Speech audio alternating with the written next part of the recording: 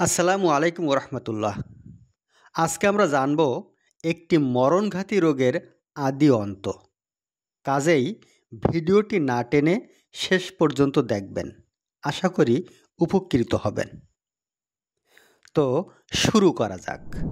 সাম্প্রতিককালে দেশের সব জায়গায় গবাদি প্রাণী লাম্পি স্কিন ডিজিজে আক্রান্ত হয়েছে। এলএসডি গরুর জন্য একটি ভয়ঙ্কর ভাইরাসজনিত চর্মরোগ, যা খামারের ক্ষতির কারণ। বর্তমানে খামারকে অর্থনৈতিকভাবে ক্ষতিগ্রস্ত করার জন্য এফএমডি বা খুরা রোগের চেয়ে অনেক বেশি ভয়ঙ্কর রোগ হিসেবে ধরা হয় এটিকে। প্রধানত বর্ষার শেষে, শরতের শুরুতে অথবা বসন্তের শুরুতে যে সময়ে মশা মাছি অধিক বংশবিস্তার করে, সে সময়ে প্রাণঘাতী এ রোগটি ব্যাপক আকারে ছড়িয়ে পড়তে দেখা যায়। মূলত এক প্রকার পক্স ভাইরাস বা এলএসডি ভাইরাসের সংক্রমণে গবাদি প্রাণীতে এই রোগ দেখা দেয় এবং এক গরু থেকে একাধিক গরুতে দ্রুত ছড়িয়ে পড়ে। এলএসডি ভাইরাসে আক্রান্ত হলে যে লক্ষণ ফুটে ওঠে: ১. শরীরের তাপমাত্রা ১০৫ থেকে ১০৭ ডিগ্রি ফারেনহাইট পর্যন্ত হতে পারে। ২. নাক ও চোখ দিয়ে পানি পড়া, মুখ দিয়ে লালা ঝরা, অনবরত চোখ দিয়ে পানি পড়ার দরুন গবাদি প্রাণী একসময় অন্ধ হয়ে যেতে পারে। ৩.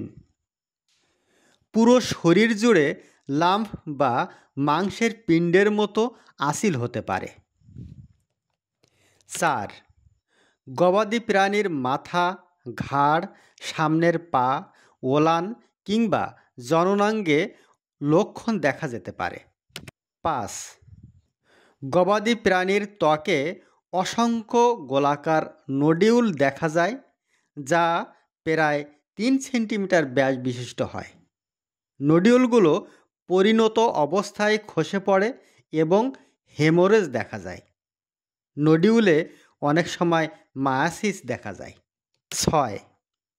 পুরো শরীরের বিভিন্ন জায়গায় লিম্ফ নোডগুলো ফুলে যায় এবং ওলান, পা এবং ঘাড়ের জায়গায় জায়গায় ফুলে যায়।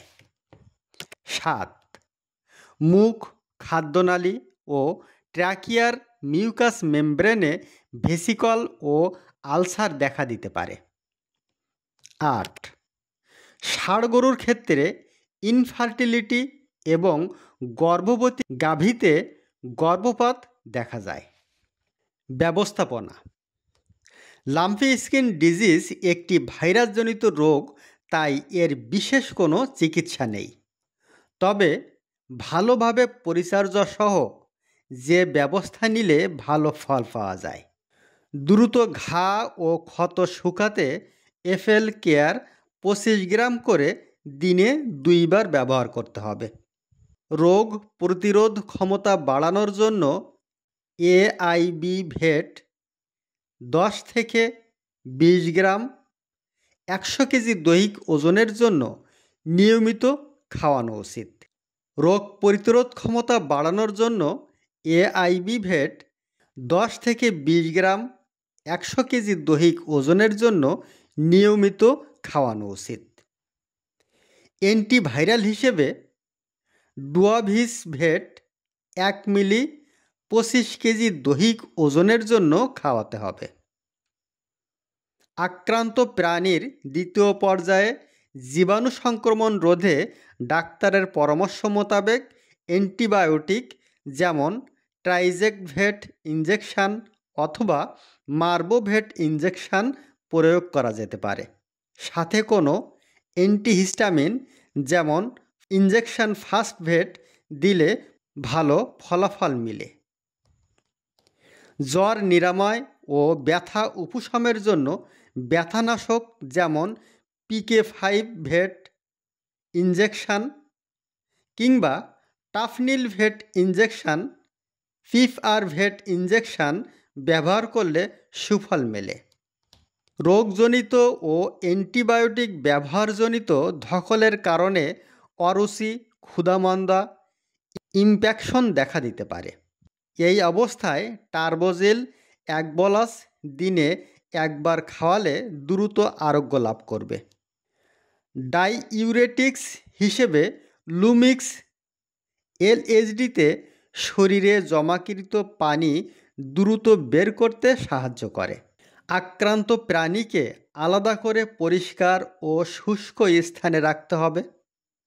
মশামাছির উপদ্রব কমানোর জন্য ক্ষত স্থানের চারিদিকে তারপিন তেল লাগিয়ে দিতে হবে।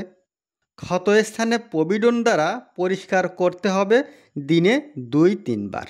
সর্বোপরি একটি কথা মনে রাখতে হবে, আরোগ্য অপেক্ষা প্রতিরোধ ছেড়েও। কোনো বুদ্ধিমান ব্যক্তি বাঘের সঙ্গে লড়াই করা পছন্দ করে না। বাঘ থেকে যত দূরে থাকবেন ততই নিরাপদ। আর তাই আপনার পশুকে এলএসডি ভাইরাসে আক্রান্ত হতে দেবেন না। অবশ্যই এলএসডি ভ্যাকসিন করিয়ে নেবেন এবং প্রতি বছর এলএসডি ভ্যাকসিন দেবেন। আশা করা যায় ইনশাআল্লাহ আপনার পশু নিরাপদ থাকবে।